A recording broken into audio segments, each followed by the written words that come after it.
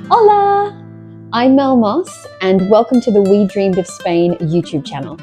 In today's video, I'm going to be cooking a lovely chili con carne using the ingredients we picked up from our local barrio market in our first video. First things first, I'm just going to pop my hair back because for some reason my hair tends to float around this house and escape into our food, and we don't want that. So next thing I'm going to do is fix a drink so we can chat, and I'm a little bit thirsty. It's been a big day. What I'm going to make is one of my favorite during the week non-alcoholic beverages. This is a bitter cas, and if you live in Spain, you have definitely seen this. If you don't, it is basically the best non-alcoholic spritz, like an Aperol, that you can find. It has been around since, oh, here we go, established 1966, and it's German, and it is just the most fabulous drink. And what I like to do is chill my glass, and I've got a nice big chunk of ice in there.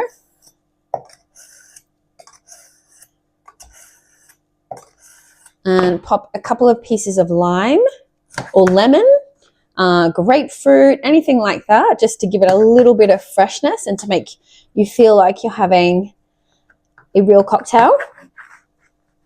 Okay, that is a bit of an old lime. Okay. Oh, it's really nice and cold. Great color. I first discovered these in Barcelona when we first moved here, and they stuck with me as one of my favorites, particularly for during the week. It's just a really great substitute for alcohol.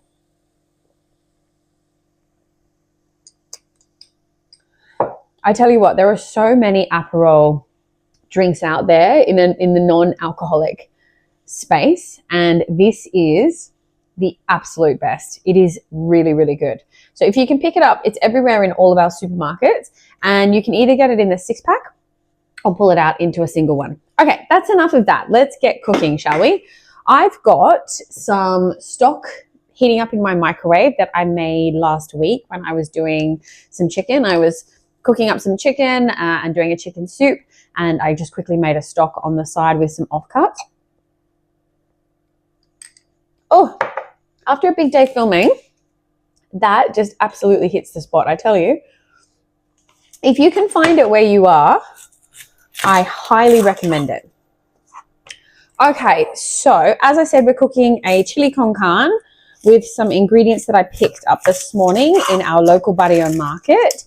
I picked up some beef that I had minced for me fresh. I don't tend to buy pre-packet mince here because it's just a bit of everything chucked in, and I like to know what's being minced up for me, try and keep down the fat content just a little bit. Okay, so we're going to just start off with a little bit of a splash. For some reason, my cooking oil has disappeared overnight, so I'm just using a cheaper olive oil. I'm not using my dress olive oil that I use to dress my food. This is just a basic olive oil, so we're just going to use that just to lubricate the bottom of the pan. And now, no comments on my cooking style, please. I am a self-taught cook, and I have never cut myself, ever. So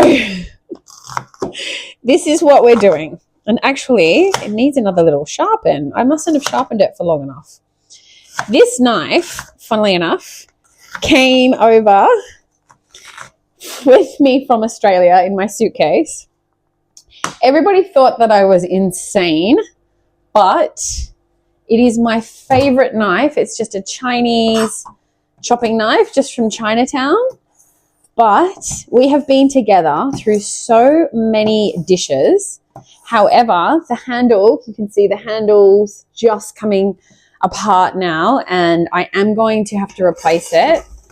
And I just can't bring myself to do it because it's so reliable, and I really don't want to buy another knife. I use it for everything. Okay, So I don't peel my carrots because they're washed, and fiber is good for you. So if you peel your carrots, now is the time to do it. Give yourself an extra step, extra work, which honestly, who wants that? So I suggest, if you've been peeling your carrots up until now for a rustic dish like chili con carne, I recommend that you stop and just take a little bit of difficulty out of your afternoon. So I did promise that I would be answering questions in this video, and I have a couple here. I'm going to be referring to them throughout our time. Okay, first question is, what are your top 5 things about Spain? My top favorite things, I'm guessing. That is difficult for me because everything is my favorite about Spain. I have very few negatives about Spain. To give you a little bit of background, I've wanted to live in Spain since I was 8 years old. I used to ride horses, and I used to watch the dancing horses of Andalusia and think to myself, one day I'm going to see those horses. I'm going to be there. And my love for Spain grew from there. I'm now 47 years old.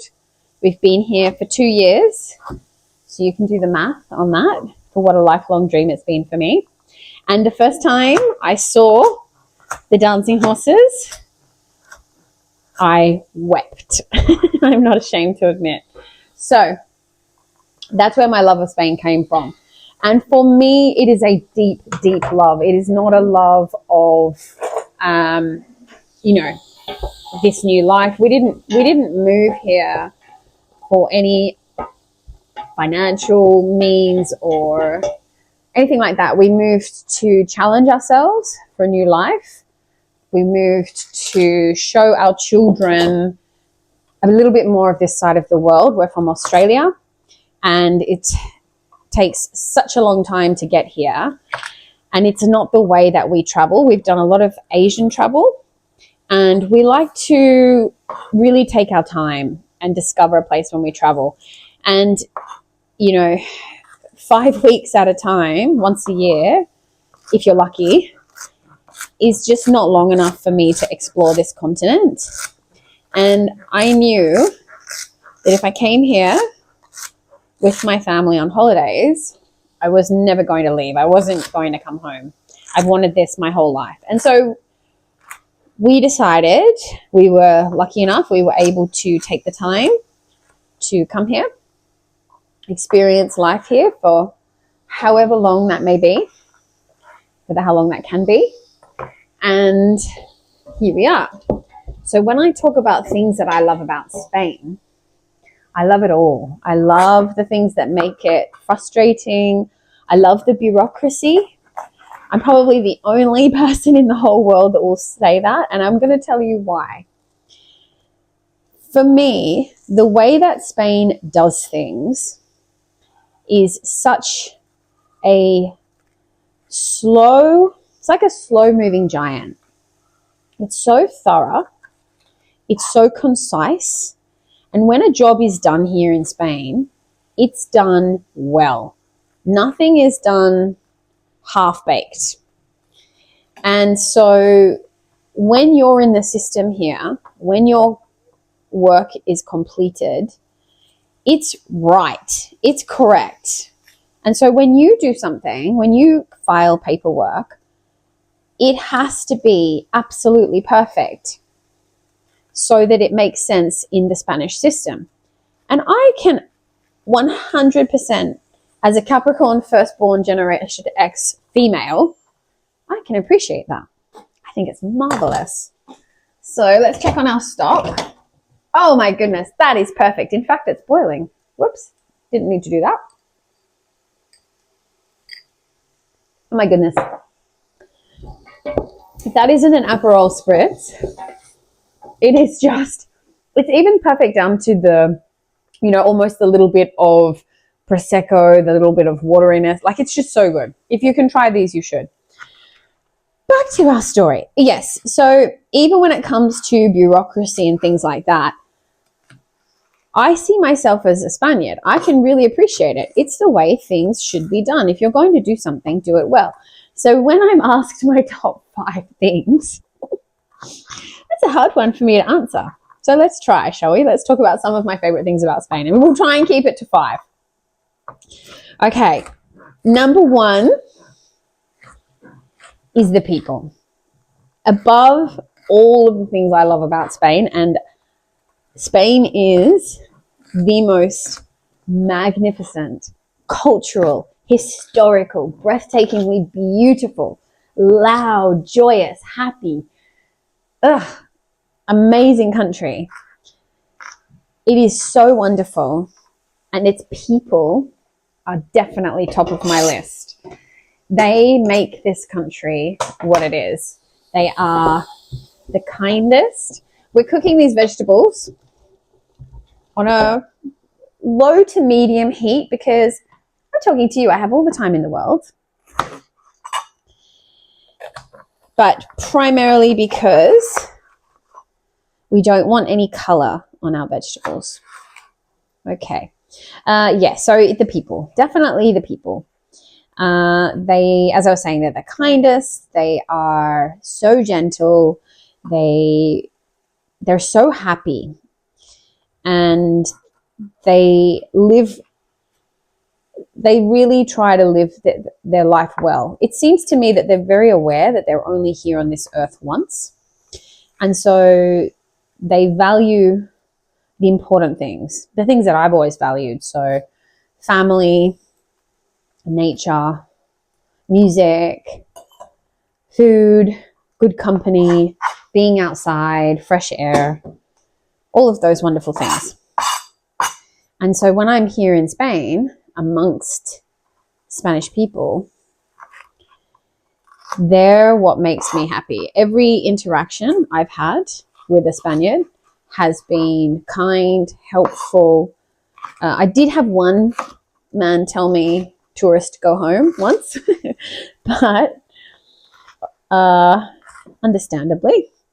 But overall, every single interaction has just been so marvelous that usually I stop and cry for a little bit, or I walk along the street completely beaming because I'm so happy and I feel so enveloped in love and kindness and so cherished. I just can't help it. So number 1, the people. We're off to a quick start. It's a long story. It's a long dish. That's good. Marvelous. Okay. Coriander stalks. Always chop your coriander stalks into whatever dish you're making in the beginning as if they were a vegetable. They're just going to add that amazing depth of flavor. Okay. Oh, I wanted some more onion in there. I wonder if it's too late. I don't think so. Let's add another onion. I'm doing quite a large one, and I really love vegetables. I'm a vegetable girly. I'm a fiber girly. This whole protein trend,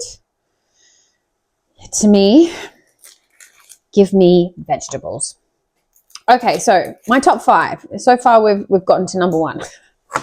Okay, number 2. What is number 2?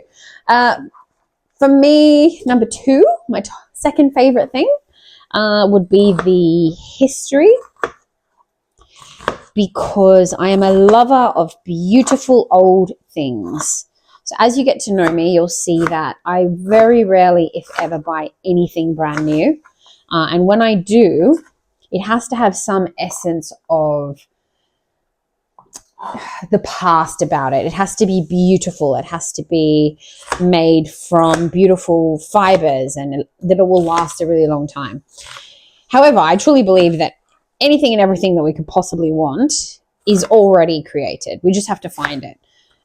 This jumper, for example, I found in a secondhand store for €4, and it's pure wool and it's in absolutely immaculate condition. So I really like old things. So old buildings, they just completely take my breath away. But it's not just the old buildings. It is the historical villages, the old towns, just the age, the sheer age of this country is something that I will never take it for granted, and I will never be able to fully comprehend its antiquity, and it just completely blows my mind.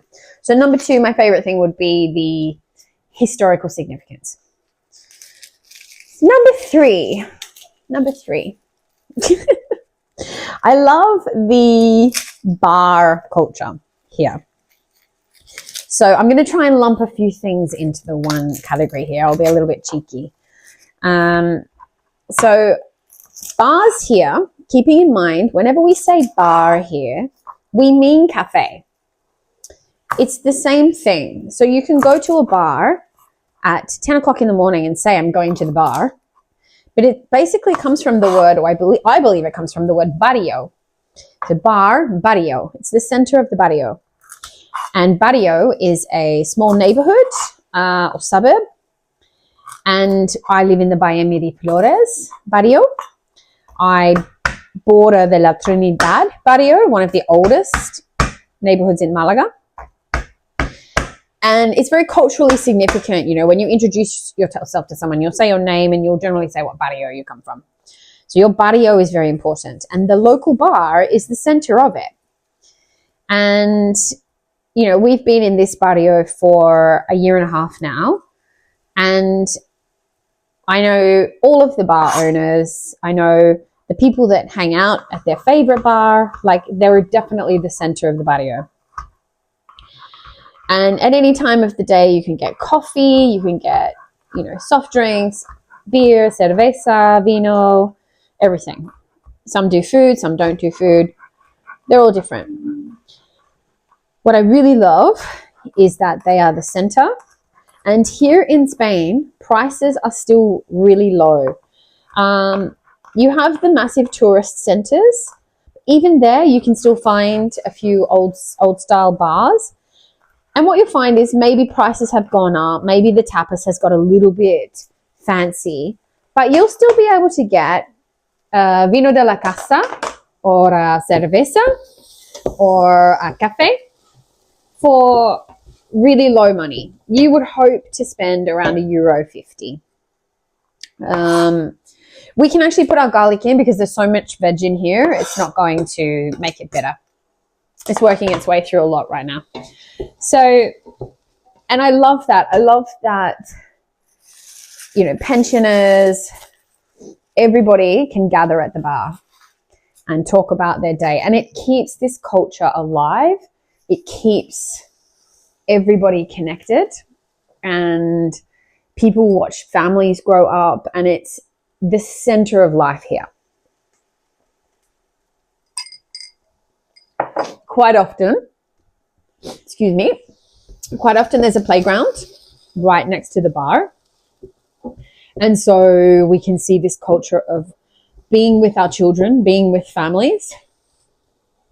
And children are, you know, the center here, very much so. We're going to start adding some spices.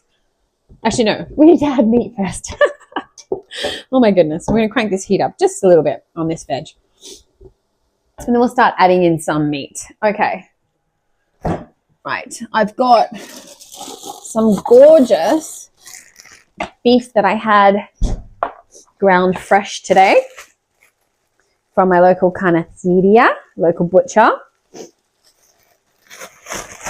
Okay. We're going to cook this for quite a while. So the veg is about halfway there. I'll show you. You can see, looking absolutely gorgeous.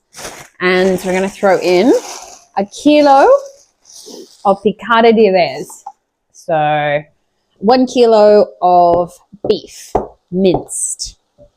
And to that, we're going to start adding some spices. Yes, so back to the bar culture. It's where I first learned how to order tapas It's how I kind of make my best attempt at learning the language. It's where I feel really cared for and loved. And it's where you'll have some of your best experiences. It's where you'll make friends.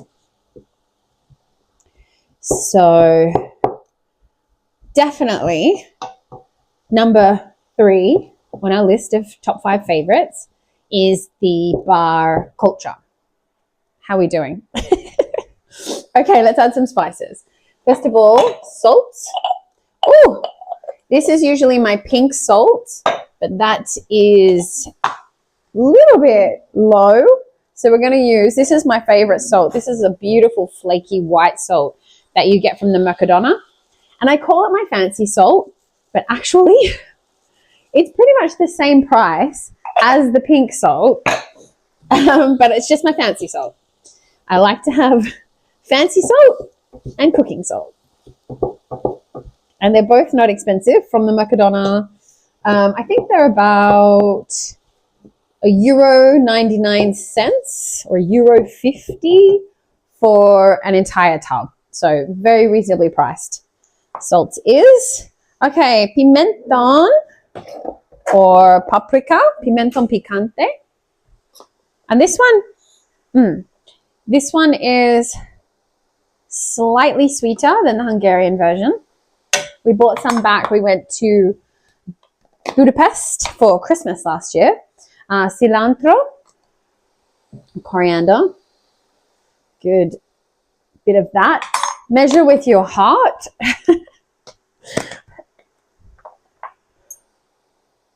Now, I get these large spices from a wholesale place because I use so much spice in my cooking. For example, this is a white pepper and it's tiny and I go through it so quickly. So whenever I can, I buy large spices. Okay, we've got some oregano. Oh, this is brand new. Nice. Oregano in there. Okay. A little bit of pepper. White pepper. That's what I have out. That's what we're using. Okay. Beautiful. Looking outstanding. What were we up to? Okay. We're up to number 3. Okay. Number 4. Number 4. What do I love about Spain? Oh, I love that in this country, environmentally wise, imagine Australia and then make that the size of Spain and take every single natural wonder that we have and put it in a place the size of Spain that you can drive across. And, you know, if you went hell for leather from the bottom to the top in, let's say 20 hours, and anything and everything that you could possibly ever want to see, every particular type of climate is here.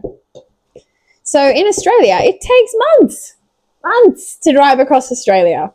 It is huge. America is massive. Here, you can see it all in your lifetime. I can be in the beach in Malaga. I can drive to a tropical mountainous climate in the middle of 3 volcanoes. I can drive to the ski fields. I can drive to the desert. I can drive to the north of Spain where it's completely different, green, cows, milk, is like Switzerland. I can go to ancient snow mountains up at the top of Spain. Like, I can go everywhere. I can see everything all in one small place. And that is just incredible to me. I can be on the beach and in the distance, I promise you, I can actually see snow-capped mountains. We do have a mountain. So that to me continues to blow my mind. And in fact, my family are visiting next week. They're coming for Semana Santa, which is, as you would have seen if you watched the first video, our Holy Week. Ooh, festival. Okay, we're going to add some tomatoes. These are whole tomatoes. They just happen to be what I have. And I'll chop those through. Am I forgetting anything? I hope not. It's very forgiving, this dish. So they're coming there, and we're going to stay up in the mountains. We're going to Ronda, which is a beautiful town that rests above a gorge. You may have seen it. And then we're going to a very small village in the mountains, in the Genal Mountains, spelled Genal. And we're staying in a very traditional Andalusian white village in the mountains. They only have 2 tapas bars in this beautiful little village. And I can guarantee you that no influencer or television presenter has ever gone up there. And so I'm going to take you there because that is what I love most about Spain, is the authentic, real life villages that aren't filled with gift shops. You can keep Frigiliana, which is lovely. It's beautiful. But when you talk about day trips from Malaga, that's where everybody goes. So let's go somewhere different, shall we? And I'm going to show you and take you there. Okay, we've added in our tomato. It's time to have a look. Let's have a peek. Doesn't that look marvelous? Oh, amazing. Okay, we're going to now add this amazing stock that we have. We're going very pure today. I do not have a problem with boxed stock at all, but I do have quite a lot of chicken offcuts because I do a lot of meal prep to help me through the week. I have 3 kids and I'm pretty busy. So this is really hot, so I have to be quite careful. And so I meal prep. And so I'll quite often cook up 10 full breasts of chicken in one go and get quite a lot of offcuts from that. And so I'll whack those into another saucepan. Oh my God, this is going to be so delicious. Whack that into another saucepan just with whatever veg I have in the fridge. And, you know, simmered over 2 hours and we have stock, and I pop it in the freezer for when I don't have any boxed stock. But now I find I do that so regularly that actually the 2 boxes of stock that I had in my pantry are still there. Okay, what are we up to? What are we up to? What do we love? People, history, barrio culture, bar culture, the nature, of course, the food and wine. Of course. I love it. So after 2 years of eating pretty much exclusively Spanish, you would think that I would be sick of it by now, but absolutely not. Spain, in terms of its food, is not multicultural. You do have some of the biggest cities now that have some great Asian options. They have sushi, they have Italian, many, many options. But overall, you wouldn't go home at night and cook up some fried rice. You will generally cook and eat Spanish food here. And for me, it feels very natural to do that. So sometimes when I'm sick, I might crave a fried rice. I always have. I used to have quite an Asian palate. But overall, Spanish food just feels like home to me. So on a Friday night, it'll always be some homemade gilda, which I'm going to make for you, and a martini. And then we will have some fresh jamon, which I actually had sliced in the last video. So many things for you to go back and watch if you haven't seen it. Jamon, we'll have some cheese, and maybe we'll have some croquetas or something else. And then during the week, we're eating pretty basic. We're having arroz, which is rice, or we're having something like this. We'll have a chili con carne, which obviously isn't Spanish, but we'll try and have pretty simple foods during the week. But yes, I do not ever get sick of eating Spanish food. And so I would say the food and the wine is maravilloso. And in fact, when we go to Ronda this weekend, we are going to be going to a beautiful sparkling wine house or bodega. So we're going to be doing that. I tried some of their wines recently and they're quite amazing. So we're going to take my brother and sister there. So I would say number 5 is definitely the food and wine culture. So that kind of encompasses my top 5. However, ask me again when I've just driven around a beautiful, massive roundabout that's got a fountain that's lit up and playing music, because it will change. Or ask me when I've come out of a bureaucratic office and I have very important documents and someone has helped me through them and the process has been smooth. It'll change again. There isn't much that I don't like about Spain, I can tell you. Okay, so we're going to simmer this now. It's going to simmer, look, as long as you can simmer it for, the better. There's quite a lot of liquid in here, so it'll take some nice, gentle simmering down. I don't want to lose all of it, but I don't want to be eating a soup, and I want all of that veg to really cook down. I've got 2 jars of kidney beans here because, again, I love the fiber. It's got the carbohydrate that we want. So I've got that.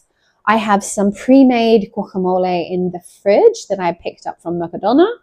And we have some fresh, this afternoon, baguette. So we'll probably just serve with baguette. I could go and get some tortilla chippies, but use what you have. And it's afternoon now, and I don't want to be wasting this beautiful bread. So there's no waste in this house. We use everything. So that is about that for now. I'm going to pop the lid on because I don't actually want to lose too much liquid. Or do I? Let's check, shall we? I could probably leave the lid off for a little while, actually. Let's do a little taste test. While I've got you, let's see if we need to make any adjustments. It's going to be really hot.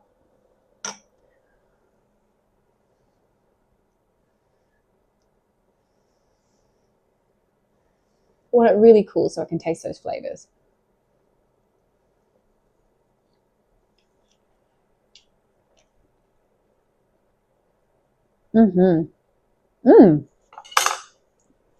Right, everything's perfect there. I'm going to add a little bit of acidity later. I've got some balsamic that I'll add. That will work really well. But in terms of salt and spices, it's all there.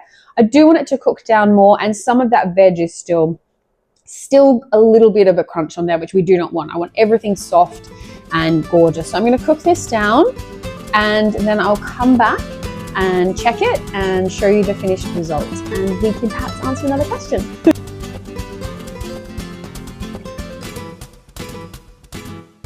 Okay, everything is finished now. The potatoes are lovely and soft. The meat has thickened up and all of the vegetables are cooked. I'm just going to quickly drain these guys and show you how I'm going to plate it all up. Okay, so a couple of potatoes. Okay. Then I like to give them a little bit of a squash.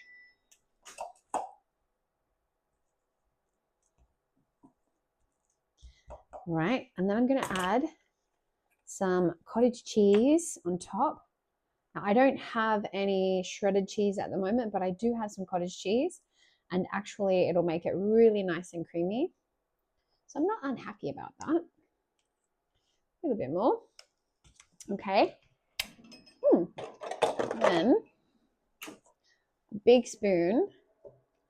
I did take some footage of this while it was boiling away. Big spoon of 2 spoons chili con carne. And then we're going to add some coriander.